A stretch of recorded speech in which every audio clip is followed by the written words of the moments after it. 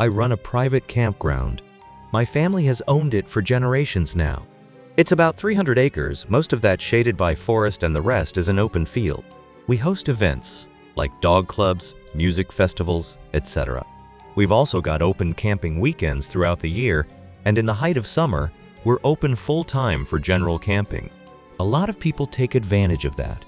It's a cheap and pleasant vacation. Hammocks get erected in the trees. Grills get unloaded from the backs of trucks. There's some pretty elaborate setups from the people that come back year after year. The return campers are smart. They know what they're doing. Everyone knows their job when they roll in. They unload as a group. Tents start to go up. Community areas and kitchens go in the same place year after year. Where they found the land suits their setup best. Tent locations might change, but every camper knows where their tent is going in their allotted land. It's a far cry from the disheveled masses that show up and simply expect everything to work out with no prior planning. By noon on setup day, the experienced campers are sitting under their day shades, sipping beer, while the newbies are relocating tents because they didn't leave enough room for walkways. I've tried to help. I put together a guide that everyone receives in the mail once I have their registration info and payment. Sure, the postage is a bit of an expense, but I feel having a hard copy makes them more likely to read it. Not having to fill out as much paperwork with the police is worth the money. I've titled the brochure, How to Survive Your Camping Experience. I wish people would take that name more seriously. The first page is full of practical advice. Stuff like, Number 1. Have a sturdy, waterproof container that holds a spare change of clothes and a blanket. This will ensure you have something warm and dry if your tent floods. Number 2. Place solar lights near your tent stakes. This will keep people from tripping over them or the ropes at night. Number 3. If the ground is soft from heavy rain, reinforce tent stakes either by weighing them down or by using longer stakes. They can get pulled out of the ground by a strong wind, otherwise. Number 4. When planning your camp, allocate 3 extra feet per tent. This leaves rooms for ropes and stakes. The second page is advice more specific to the area. This campsite has been in the family for generations after all, and a parcel of land obtains a sort of significance when it's been passed down from heir to heir. It is an old place in the world, perhaps not an ancient place, but old enough to have attracted the attention of those things that prefer old places to make their homes. We will have to sell the campsite before it becomes an ancient place, as it will be unusable at that point, but there are still many generations to go before that happens. This is the part that the new campers don't take seriously. They think it's a prank, some little joke of the reclusive camp manager who perhaps doesn't spend much time around other people. The experienced campers try to tell them otherwise, but they don't always listen. I feel my rules aren't onerous. Here's a sampling. Number 1. If you hear something trying to enter your tent at night, sit up and say in a clear, calm voice that you are not receiving visitors, but it is welcome to visit in the morning. If a stranger appears the next day asking for entrance to your camp, invite them in and give them food and drink. This will give you good luck for the rest of your stay. Number 2. Fairy rings are generally benign. If there are the remains of a small animal inside the ring, however, inform camp management immediately. Number 3. Don't follow the lights. I can't believe I even have to say this one. Don't follow the lights. Number 4. If you see a group of people dancing in a circle around a fire, you may join them. If they welcome you in, dance with them until the music ends. Do not look at the musicians. If they do not welcome you, but instead stop and stare, back away slowly, and then leave. If they follow you, you can try to run, but it is likely already too late. Pray that death comes swiftly. I confess it's a haphazard list, but there's a lot of vicious things out there, and they all function in slightly different ways. I do some things as part of camp management in an effort to minimize the danger to my campers. We set out traps for the creatures stupid enough to fall into them so that they can be dispatched by my uncle and his 2 sons. We're closed during Pentecost, on Midsummer Day, and other significant times of the year. But we can't do everything. We can't save people from themselves. Every morning, I circle the camp on a four-wheeler. My staff does the same a couple times a day. We look for any new developments on the land. A tree that needs pulled down, for example. And campers know they can hail any of us if they need something. I leave directly after I finish my breakfast and a cup of coffee. My house is on the campsite, so it's especially easy for me to take the morning shift. There's never many people awake yet, so it was especially noticeable when I saw a man approaching me ahead, walking down the middle of the road. He looked unremarkable. They always do. But he walked slowly and deliberately, his head bowed, so that it was difficult to see his face, and he carried before him in both hands a human skull. I pulled the four-wheeler over and waited, my stomach twisting with fear. Rule E12: if you're approached by a man offering you a drink from a cup made out of a human skull, accept. It will taste foul, and you will not be able to eat without vomiting for the next 24 hours. But this is better than what he will do to you if you refuse. I have drunk from the cup before. It is how I learned of his existence and subsequently added him to the rules. He stopped me on the road, and at the time, I thought he was a camper needing assistance until he handed me the skull cup and bade me drink. I did, as I had already learned that when a being of power asks something of you, it is better to comply. It may not be enough to save you. Sometimes they invite you to partake in your own demise, but the odds of compliance are better. He lifted the cup to my lips, and I drank. One swallow, another. He kept the cup there. His thin fingers brushed my hair back when it slipped past my ear, and I drank it in entirety. The water inside tasted bitter and salty with a vegetal undertone. My stomach twisted, and I swallowed hard, struggling to keep it down. "Thank you for the drink," I said when I was done trying to sound sincere. He knew I lied, for he smiled briefly in wry humor, his dark eyes flashing with cold amusement. "It was wise to not refuse," he replied. He told me what he would have done had I not drunk, and my insides crawled with horror as he spoke, and I wanted him to stop. But to interrupt would have been a dire insult. His words were etched into my memories, and for days after I wept, whenever I thought of the fate I had so narrowly avoided. I still feel cold and small when I think of the things he told me. That evening, I threw up my dinner. I threw up the crackers I ate. I even threw up water. Finally, I stopped eating and drinking altogether and waited a full day to try again. I was weak and miserable, but I survived. Now, seeing the man approaching on the road, I mentally cursed my misfortune. This was our busy time of year. I couldn't afford to be sick for a day. He stopped just before he reached me. Raised a hand and beckoned for me to come closer. He didn't raise his head until I stood just across from him. And when he did, he flashed that thin, dry smile at seeing the expression of dread on my face. "Are you not thirsty?" he asked mockingly. "Not particularly, but if you wish to offer me a drink, I will not be so rude as to refuse." My heart hammered in my chest. "Let him release me," I silently pleaded. He put a hand over the top of the skull, covering up the carved opening and the water inside. "Be at ease. I did not come to offer you a drink. I came to give you a warning. Some of your charges have conducted business with the children." Stood there, staring blankly at him in incomprehension. He sighed, almost imperceptibly. And even though his expression did not change, I felt the weight of his disapproval when he spoke next. These ancient beings do not enjoy having to explain themselves. "The children with no wagon," he said, speaking slowly, as if that would help me understand. "Someone bought ice from them. "Oh," I said. "Oh, God." He won't save them." The man walked past me, his shoulder brushing against mine as he did. "No one will." Rule 18. You can buy ice from the children that approach your camp only if they have a wagon. Those are the children of other campers trying to make some extra spending money. They only upcharge by a few dollars, so consider tipping. If a group of children approach without a wagon, do not buy from them. Act like they don't exist. They will eventually leave.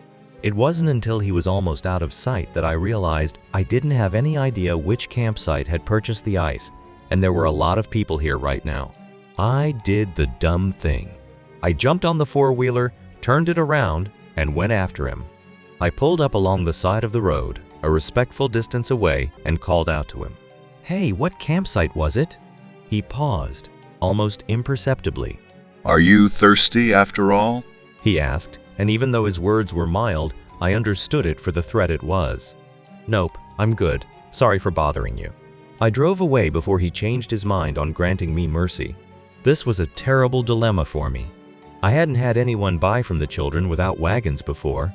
Most people find their silent stares creepy, and the normal children are pretty aggressive with their ice routes anyway, so that no one needs ice by the time those other children show up. I had no idea what to expect. I had no idea how to undo what had been done. There was, however, someone I could ask. Went to my most senior camp. They're a group of friends that have been camping here for over 2 decades. The members have changed, to the point that the founders have all been replaced, but they've kept the traditions and are willing to work with me. As a result, I've given them the best campsite. It's up on a hill, nestled in a clear spot among the trees so that their camp has shade most of the day and there's spots to hang hammocks. A gas line runs up the hill, so I have to keep part of it free of trees, which funnels the breeze straight into their camp. It's noticeably cooler there than the rest of the site. It's also the most dangerous. I heard their shouting before I arrived. I slowed, cutting the noise of the engine down enough that I could make out words. I needn't have bothered. It was nothing but cursing. I couldn't tell if it was an intercamp dispute. Doubtful, they kept the drama to a minimum. Or if they were angry at another group. Plausible, they had a couple feuds going on with the younger camps. Or if it was something else. Bracing myself, I hopped off the vehicle and walked in past the line of tents that marked their boundary. There were 5 people in the common area, clustered around the beer kegs. They had a cooler that was outfitted with 4 taps, and they ran lines up through a steel plate that was packed with ice, providing access with chilled beer from the tap at any time. The kegs were all homebrew. Right now, they had all 4 taps open, and dark liquid was spilling out onto the ground. There was an odd smell in the air that turned my stomach. Like a butcher's shop, I thought, finally placing the smell. "Is that blood?" I ventured, walking closer. Yes. The woman that did the brewing kicked one of the kegs. "All of them are blood." I told them I've come to talk to the thing in the dark. "I had a question," I said, "and I could also ask about the kegs while I was at it." Sure. She jerked her head at the back of their camp, where the trees crowded in close enough so that their shadows overlapped, and the forest floor was noticeably darker under the lattice of their branches. "We haven't seen the solars go out all week though, so maybe it's not home." Rule Autumn. Keep track of what time the charge on the solar lights typically runs out. If the solars go out before then, do not leave your tent until sunup. Do not open the tent, not even to look. Stay in your tent, try to sleep, and wait for daybreak. I crept into the forest, wincing at the branches that cracked under my feet. Some of the creatures in the campsite were less malevolent than others. So long as they were respected, they wouldn't kill you or even seriously harm you. I'd spoken to the creature in the dark only once before, when I thought to put the senior camp near its lair. I asked if their proximity would disturb it. It replied that they would not, but nor would it hesitate to take any of them were they out in the open when it passed by. I don't know what happens to the people it takes. Their bodies are never found. The entire camp dreams of dying, however, of slow and torturous death, in whatever manner they fear most. I dream of the little girl and the beast, and when I wake, I know that I'm going to be talking to the police yet again. The creature's lair is nothing more than a mound of broken branches, easily mistaken for a pile of stacked debris. There are some signs, however. The air grows colder as you approach. Sound falls away, encasing you in silence so that the only thing you hear is your own heartbeat. Mine was growing steadily faster as I drew nearer, and it felt like the darkness between the piled branches was reaching out, gathering up all the light and dragging it to its doom. Flowers littered the forest floor. The white, parasitic ones with bowed heads, feeding on the tree roots running below the barren soil. "Excuse me," I whispered, my voice cracking. I coughed and tried again. "Sorry to bother you, but I have a question." A long silence. I waited, wondering if this was in vain and perhaps the creature wasn't there. Then it spoke, and its words were rough, like stones rolling against each other, and I winced in pain. For it felt like my head was between those stones, and my skull would crack under their weight. It asked me what I wished to know. I told it about the children, that someone had bought ice from them, and also about the kegs as an afterthought. The children are displeased by their lack of prey. It finally replied, and I pressed my fingers against the bones near my ear, as if that could help relieve the pressure. They rejoice at finally being given an opportunity. To do what? The pile of branches shifted. The earth shifted, and I stumbled, realizing in sudden terror that that small lump of debris was not nearly enough to contain the creature inside, and it was far larger and perhaps far more terrible than I'd imagined. Its shrug had nearly thrown me to the ground. "The kegs are just the start," it sighed. "More will suffer. All will suffer. And then the dying will begin." My entire campsite was at risk. I felt cold inside. I could evacuate, I thought. I could claim there was something, a gas line rupture, disease outbreak. There were some options available that would explain why I was throwing everyone out. But then what about my livelihood? Would people return? I'm a little ashamed that greed factored into my choices, but this campsite has been in my family for generations, and I wasn't going to ruin it all now. Eliminate the one that started it. The ground bucked violently, and I was thrown to my hands and knees. Everything else will unravel. I stumbled to my feet, thanking it profusely. I gibbered my apologies for disturbing it and my gratitude for its advice. Then I fled, fighting the urge to look back the entire time. Eliminate the one that started it. Those words rattled around in my head as I went from campsite to campsite, asking if they'd bought ice from the children today. I received quizzical looks from the newer campers, but the older ones answered solemnly, understanding the gravity of my question.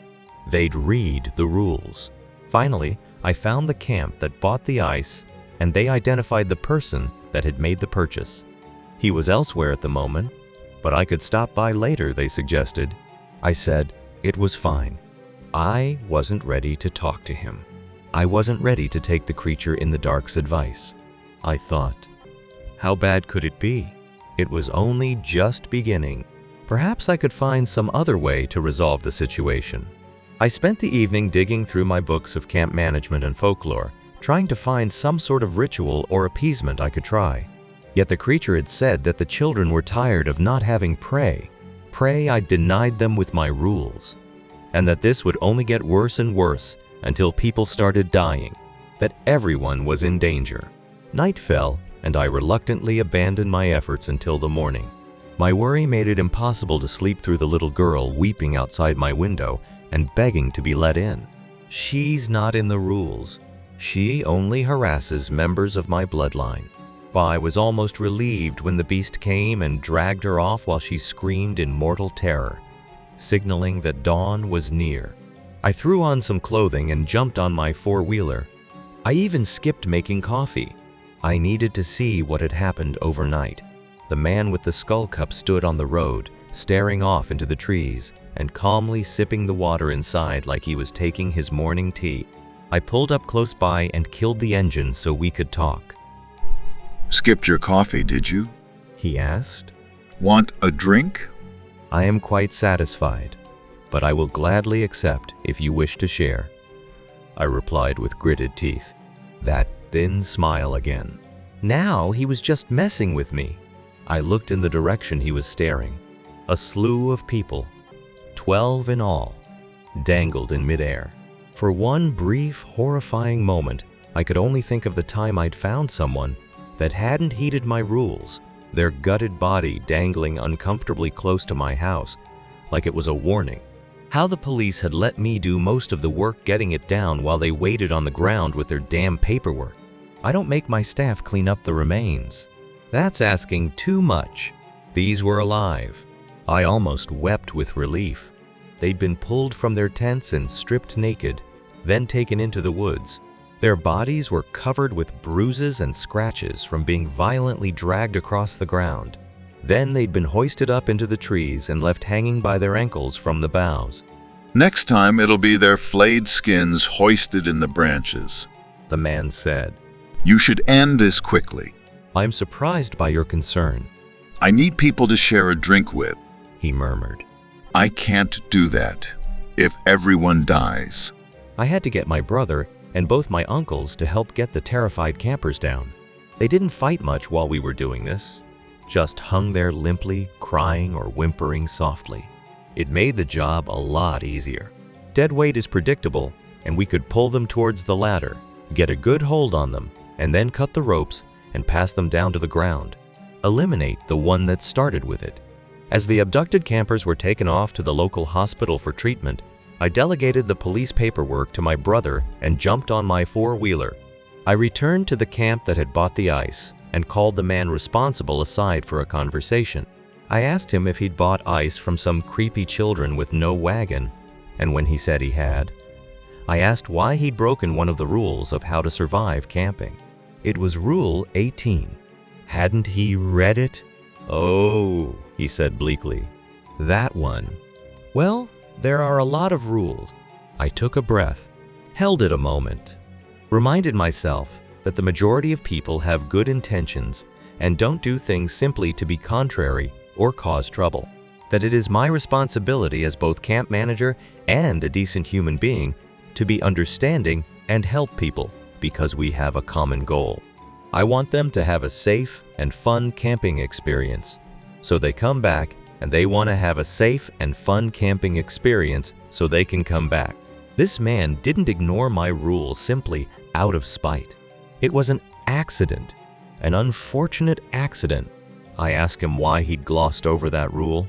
My tone was polite and friendly, without a hint of condemnation or judgment.